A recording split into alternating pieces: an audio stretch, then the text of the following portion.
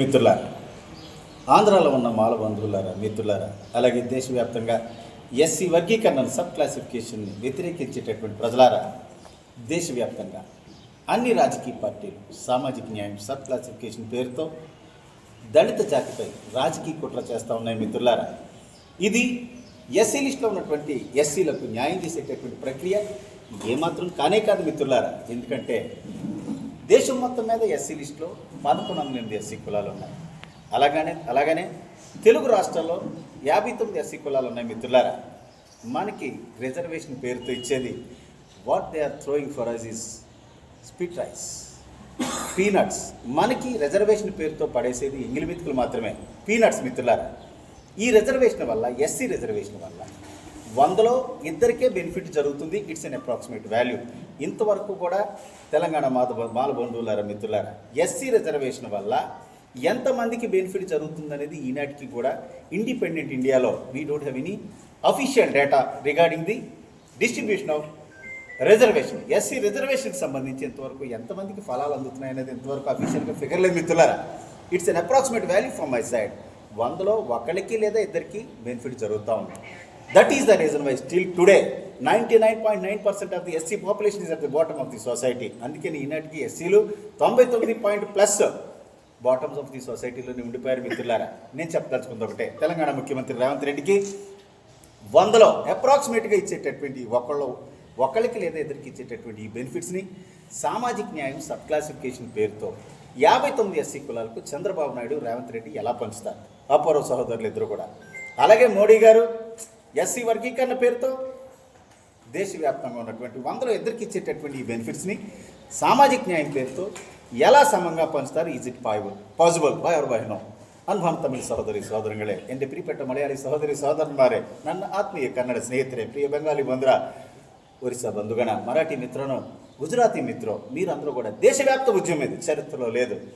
SC आरक्षण वर्गीकरण भारत की इतिहास में दलित एकता पर सबसे बड़ा राष्ट्रव्यापी राजनीतिक षड्यंत्र है. इसे रद्द किया जाना है, रद्द करना है. ఎట్టి పరిస్థితుల్లోని ఒప్పుకునే ప్రసక్తి లేదు మిత్రులారా. బ్లాటెంట్గా ఎస్సీ వర్గీకరణ ఏదైతే ఉందో దీన్ని పూర్తిగా రద్దు చేయాల్సిందే. Already with due respect and submission honourable supreme court judgment ఇచ్చింది కాబట్టి మనం సుప్రీంకోర్టుని డెనై చేయట్లేదు మిత్రులారా.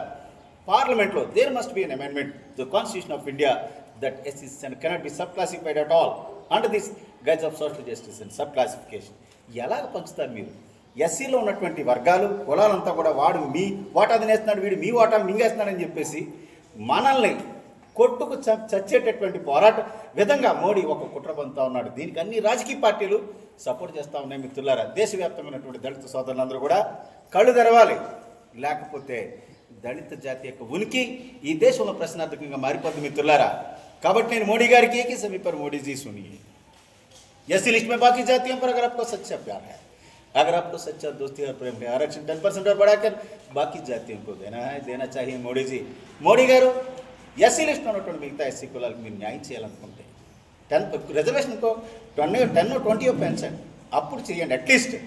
అంతేగాని మీరేదో ఇంగ్లీ మెతుకులు పడేసి వాటాల కోసం కొట్టుకు చావండి అంటే అది జరిగే పని కాదని సిరిశాల సంపదల శాల అయినటువంటి, ఒకప్పుడు కరీంనగర్ జిల్లాలో మెయిన్ పార్ట్ అయినటువంటి the textile town of Telangana అయినటువంటి మరి వేములవాడ రాజరాజేశ్వరి స్వామి సాక్షిగా ఇక్కడి నుంచి మోడీ గారికి ఛాలెంజ్ విసురుతా ఉన్నా. ఎట్టి పరిస్థితుల్లో జరగదు ఈ పోరాటం మిత్రులారా.